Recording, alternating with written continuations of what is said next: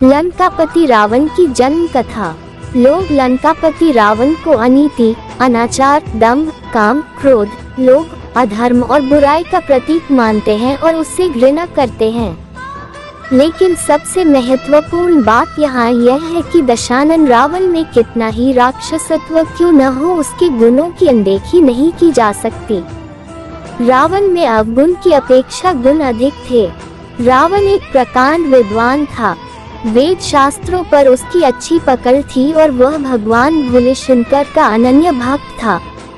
उसे तंत्र, मंत्र, सिद्धियों तथा कई गूढ़ विद्याओं का ज्ञान था। ज्योतिष विद्या में भी उसे महारत हासिल थी। कैसे हुआ रावण का जन्म? रावण के उदय के विषय में भिन्न भिन्न ग्रंथों में भिन्न भिन्न प्रकार के उल्लेख मिलते हैं। वाल्मीकि द्वारा लिखित रामायण महाकाव्य, पद्म पुराण तथा श्रीमद्भागवत पुराण के अनुसार हिरण्याक्ष एवं हिरण्यकश्यप दूसरे जन्म में रावण और कुंभकर्ण के रूप में पैदा हुए।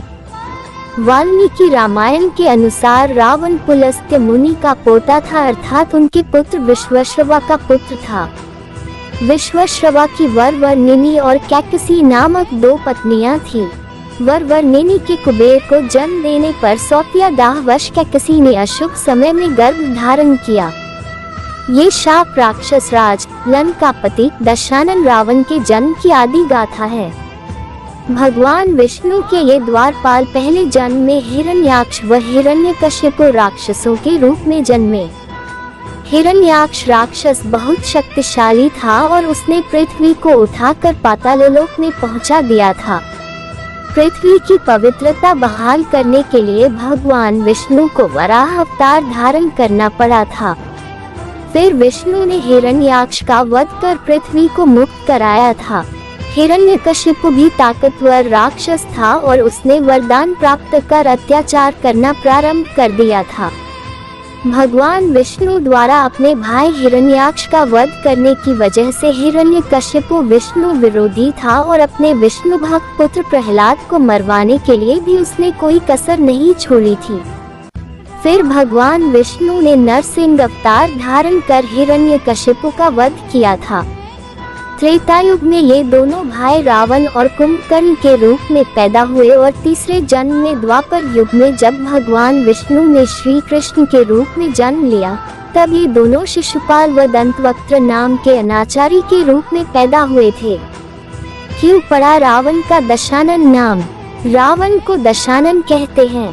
उसका नाम दशानन उसके दशग्रीव नाम पर पड़ा। कहते हैं कि महातपस्वी रावण ने भगवान शंकर को एक एक कर अपने 10 सिर अर्जित किए थे। उस कठोर तपस्या के बल पर ही उसे 10 सिर प्राप्त हुए, जिन्हें लंका युद्ध में भगवान राम ने अपने बाणों से एक एक कर काटा था। यदि रावण ने कठोर तपस्या से अर्जित अपने उन 10 सिरों की बुद्धि का सार्थक और सही इस्तेमाल किया होता, तो शायद इतिहास में अपनी प्रकांड विद्वता के लिए अमर हो जाता और लोग उससे घृणा नहीं करते बल्कि उसकी पूजा करत। अगर आपको रावण की कहानी अच्छी लगती है तो हमारे चैनल को सब्सक्राइब करें और वीडियो को लाइक करें, कमेंट करें, जय श्री राम लिखें। हमारे चैनल को सब्सक्राइब जरूर करें ताकि इस तरह की कोई भी वीडियो अगर हम बनाएं तो उसका नोटिफिकेशन आप पर सबसे पहले जाए।